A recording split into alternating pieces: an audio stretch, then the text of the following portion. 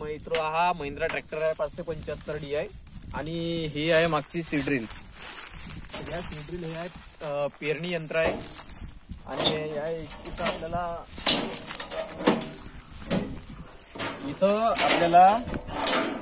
जे आपल्याला पेरायचं आहे जसं गहू चना तो इथं आपण याच्यामध्ये इथं भरावा लागतो. त्याच्यानंतर मग हे एक काटा असते इथं जे काटा आहे हे काटा आहे इथं सेटिंग आहे पॉइंट असतात हे 10 20 30 40 50.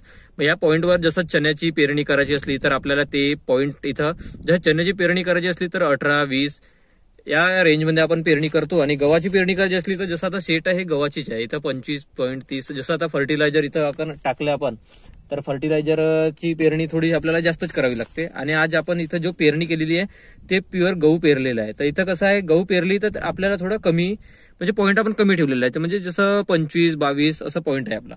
तर इथं आपला राहते माल. त्याच्यानंतर जे हे जे इथं एक ऍडजस्टमेंट पट्टी दिलेली आहे. आता इथं काय जसं चना गहू वटाणा वगैरे जे बी आपण इथं शेती माल पेरतो त्याच्यामध्ये हे जे पट्टीचा एक मेन महत्व असं आहे की इथं हे गिअर आहेत. हे गिअर जसं हे मशीन घुमते तुम्हाला मी दाखवतो इथं आतमध्ये जसं हे गिअर आहेत जसं हे गिअर कनेक्टेड असते त्या पुल्लीला आणि पुल्ली एक व्हीलला कनेक्टेड आहे. जसं जसं मशीन समोर जाते तसं तसं तो व्हील घुमतो. व्हील घुमल्यानंतर हे एक चैन आहे. चैन या इथं गिअरला अटॅच आहे. ते चैन घुमल्यानंतर हे इथले जे गिअर कनेक्टेड आहेत हे गिअर घुमतात. त्याच्यानंतर तो जो माल आहे तो ऑलरेडी या खचक्यामधून बाहेर पडतो. आता आपला विषय होता की हे जे मेन जे पट्टी आहे हिचं काय काम आहे. तर हिचं काम असं आहे की इथं हे जे आहे ऍडजस्टमेंट पट्टी किती माल सांडल्या पाहिजे आणि एकदम डायरेक्ट खाली नाही. हिचा मेन महत्व आहे की डायरेक्ट ते माल खाली सांडू नाही देत. एक त्याचा फॉर्मेट आहे त्या फॉर्मेटच्या हिशोबाने ते बरोबर तिथून माल डायरेक्ट या नळीमध्ये सांडला पाहिजे. त्यासाठी डायरेक्ट माल नाही सांडला पाहिजे. त्यासाठी एक स्टोरेज म्हणून हे पट्टी लावण्यात आली. हिला ऍडजस्टमेंट चना पेरायचा असला तर आपण ऍडजस्टमेंट करू शकतो कमी जास्त. तर हे आहे एक सीड्रिल. कोणता पण माल आपण या सीड्रिलने पेरू शकतो. आणि हे एक असं यंत्र झालेलं आहे. हा जो यंत्र आहे एकदम मॅनपॉवर रिड्यूस झाला आणि लवकरात लवकर काम होतो. याच्यामध्ये कसं आहे की आपण एका दिवसामध्ये कमीत कमी 8 एकर आपण जागा पेरू शकतो.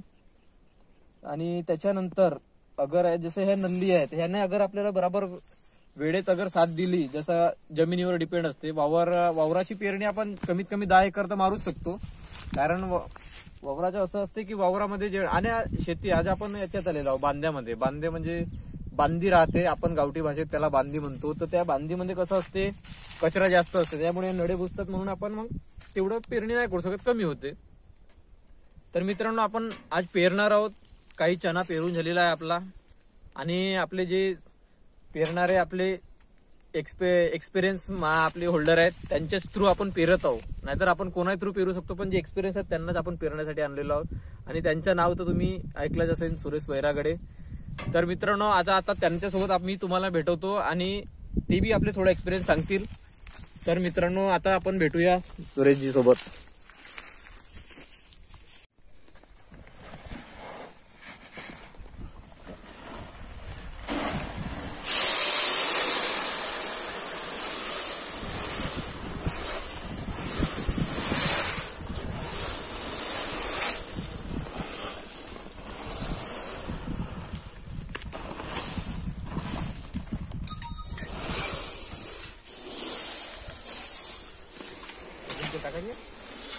टाकून घेते सल्फेट वगैरे मिक्स करायचं आहे.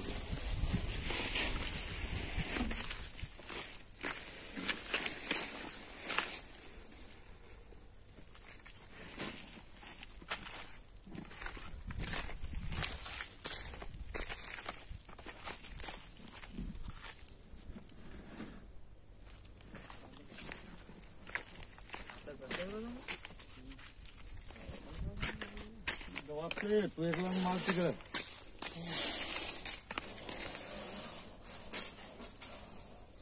टाक.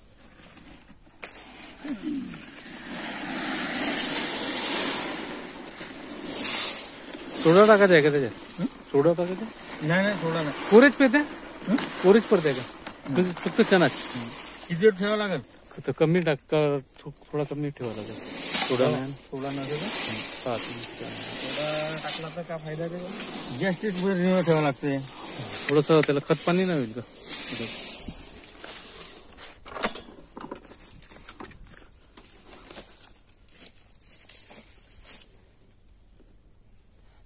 असं असं पडलं पाहिजे ना त्यांना. हा, मग डायरेक्ट काय ना. हो, ते एवढं अंतर ठीक राहील.